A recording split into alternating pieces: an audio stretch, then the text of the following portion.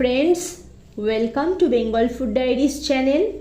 সমস্ত বছরের জন্য সেরা আম তেলটা বানিয়ে সংরক্ষণ করে রাখার এটাই কিন্তু সঠিক সময়।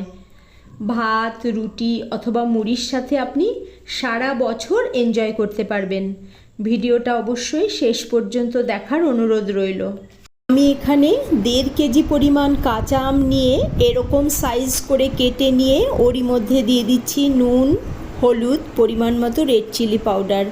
এবার মাখিয়ে নিতে হবে। নুন হলুদ মাখানোর কারণে আম থেকে বেশ খানিকটা জল বেরিয়েছিল। এবার 1 থেকে 2 দিন রোদে দিয়ে জলটা শুকিয়ে নিতে হবে।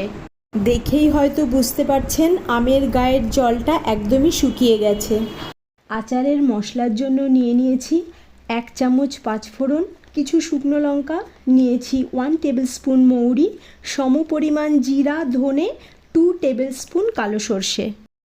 কড়াই গরম করে নিয়ে প্রথমে খালি কড়াইয়ে দিচ্ছি শুকনো লঙ্কা, 30 সেকেন্ড মতো নাড়াচাড়া করে নিয়ে দিচ্ছি ধনে, জিরা, মৌরি, সামান্য নেড়ে দিচ্ছি 5 ফোড়ন, আবারও নেড়ে নিয়ে শেষে দিচ্ছি সর্ষে।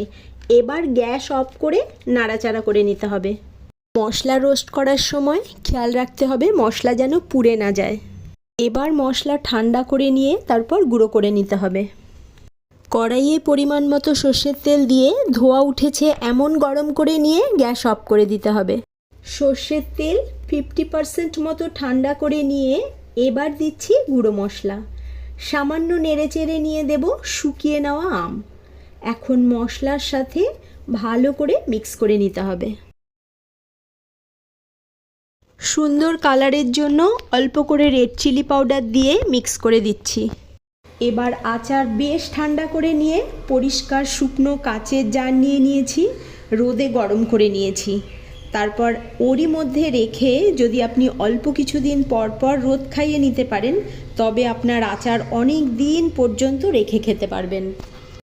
আমার প্রিয় সেরা আম তেলের আচার আপনার সাথে শেয়ার করলাম। ভালো লাগলে প্লিজ একটা লাইক করে দেবেন। চ্যানেলে নতুন বন্ধু হলে চ্যানেলটিকে সাবস্ক্রাইব করে পাশে থাকার অনুরোধ রইল।